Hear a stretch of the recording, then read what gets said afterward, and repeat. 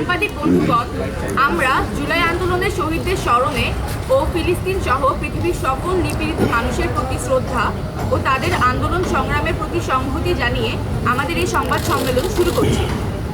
আপনারা অবগত আছেন যে গত 12 এপ্রিল 2025 ভোরের সময় চারুকলায় কি ঘটেছে এবং প্রশাসন ও নিরাপত্তার কি বেহাল দশা। আমরা দেখতে পাচ্ছি এই পুরো ঘটনায় প্রশাসনের পদক্ষেপগুলো খুবই অসামঞ্জস্যপূর্ণ এবং এই নিয়ে আমরা হতাশ। যতক্ষণ পর্যন্ত এই ঘটনার সুষ্ঠু বিচার ও অপরাধীকে শনাক্ত না করা হচ্ছে, সেটা চারুকলার সাধারণ শিক্ষার্থী হিসেবে আমাদের জন্য ভীতির সঞ্চার করে। কারণ এই ঘটনাকে কেন্দ্র করে কিছু স্বার্থান্বেষী মহল আমাদেরকে বিভিন্ন ট্যাগের শিকার করছেন, যার কিছু দালিলিক প্রমাণ আমাদের কাছে রয়েছে, যেটা আমরা আপনাদের হাতে প্রমাণস্বরূপ পরবর্তীতে তুলে ধরব।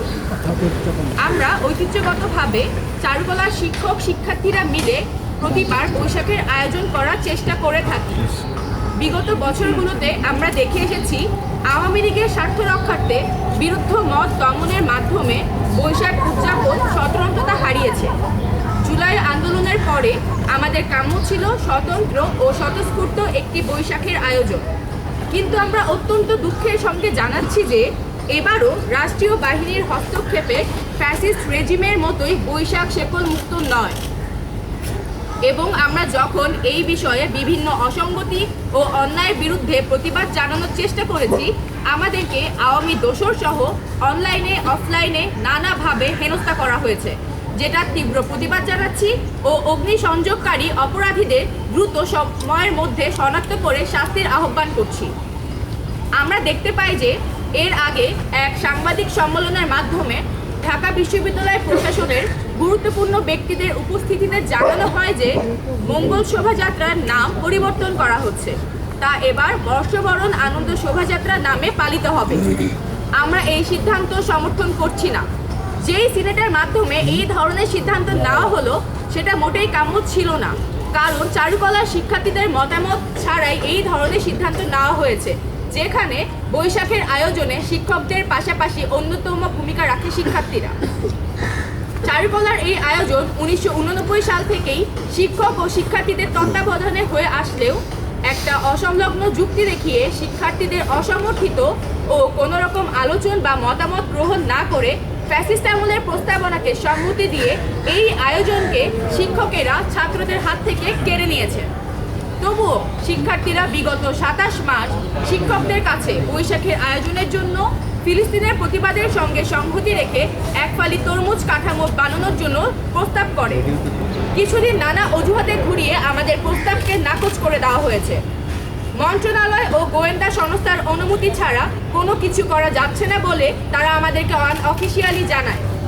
এই ঘটনার পরও শিক্ষার্থীদের তরফ থেকে বারবার প্রস্তাব করা হয় যাতে ফিলিস্তিনিদের প্রতিবাদের সঙ্গে সংহতি স্থাপন করে এই শোভাযাত্রায় তরমুজের কাঠামো বানানো হয়। পরবর্তীতে শিক্ষার্থীদের সঙ্গে আবারও কোনো কিছু না জানিয়ে হুট করে এই সিদ্ধান্ত গৃহীত হয় যে তরমুজের কাঠামো বানানো হবে।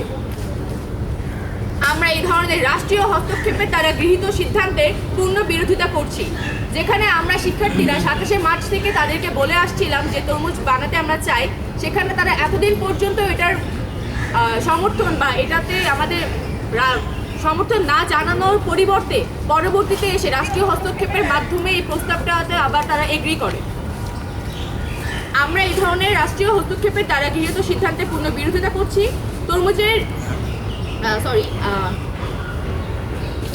এই ধরনের কার্যকলাপ আমাদেরকে বিগত রেজিমের কথাই মনে করিয়ে দেয়, যেখানে আমরা চাইলে আমাদের শিল্পচর্চা ও এমন গুরুত্বপূর্ণ আয়োজনগুলো স্বাধীনভাবে করতে পারতাম না। রাষ্ট্রীয় হস্তক্ষেপ সেখানে মুখ্য ভূমিকা রাখত।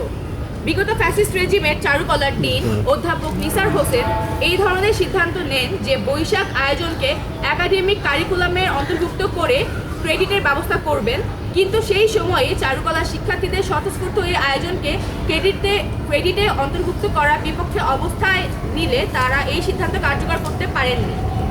আমরা জুলাই আন্দোলনের পরে দেখতে পাচ্ছি শিক্ষার্থীদের অসমর্থিত ফ্যাসিস্ট আমলের প্রস্তাবনা অগুরুত্বপূর্ণ 2 ক্রেডিটের কোর্স হিসেবে এই আয়োজন দেখিয়ে এই আয়োজন শিক্ষকেরা শিক্ষার্থীদের ওপর আবার ক্লাস হিসেবে চাপিয়ে দেওয়ার চেষ্টা করছে। আমরা এই কারিকুলামের সিদ্ধান্তের সঙ্গে একমত নই। ফ্যাসিস্ট আমলে নেওয়া সিদ্ধান্ত বর্তমানের সো কল ফ্যাসিবাদী বিরোধী প্রশাসন বাস্তবায়ন করার চেষ্টা করে যাচ্ছেন। তারা বিগত 13ই মার্চ একটি বৈশাখ প্রস্তুতি সাধারণ সভার আয়োজন করেন। সেখানে তারা এই সিদ্ধান্ত সম্পর্কে শিক্ষার্থীদের অবহিত করেন।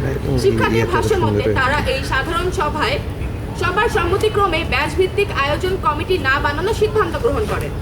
এই জায়গায় আমরা দ্বিমত করছি, কেননা এই সকল শিক্ষার্থী বলতে মূলত প্রথম বর্ষ, যারা এই আয়োজন সম্পর্কে একেবারেই কিছু জানেন না, এবং দ্বিতীয় বর্ষ, যারা বিগত কয়েক বছর রমজান মাসের মধ্যে এই আয়োজন থাকায় পুরোপুরি স্কেলে বৈশাখ আয়োজন দেখেনি।